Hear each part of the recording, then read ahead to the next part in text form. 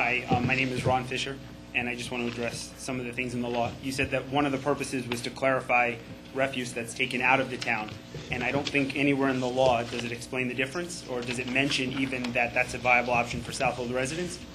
One of the concerns that I have, sorry, keep going?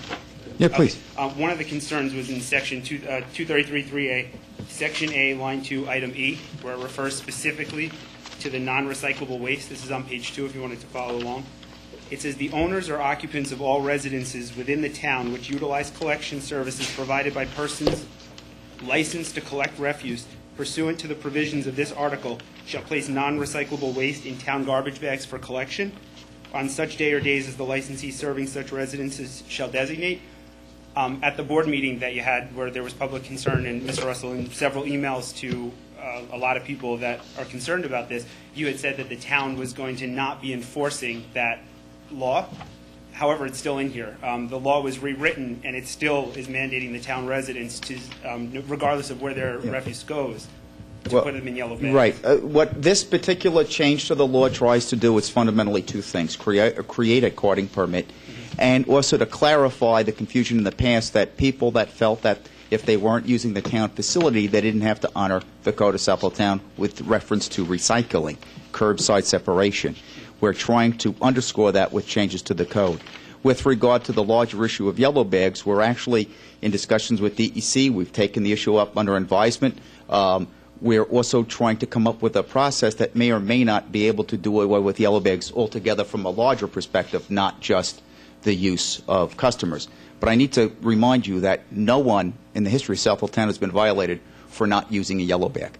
And I've never gotten a speeding ticket, but I've gone over 55. It's still a law, and anybody can enforce it at any time, including the board.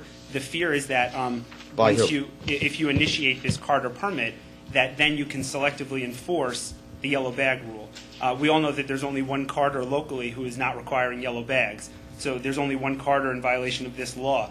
If you're going to the trouble of rewriting the code, it would be appreciated by the community, by Go Green, by Go Green's customers, to include some kind of delineation for yellow bags. And that's something we're taking up now. In the meantime, we needed to clarify the issues with reference to recycling. The whole issue from the beginning has been about the failure of Go Green to require curbside separation. I'm not sure if you're aware, but that's been resolved. They are requiring curbside separation. Yes, but what I'm suggesting is that was the issue from the beginning. I know some people tried to obfuscate that issue by focusing on the yellow bag discussion, but that had never been under the aegis of discussion of this town board.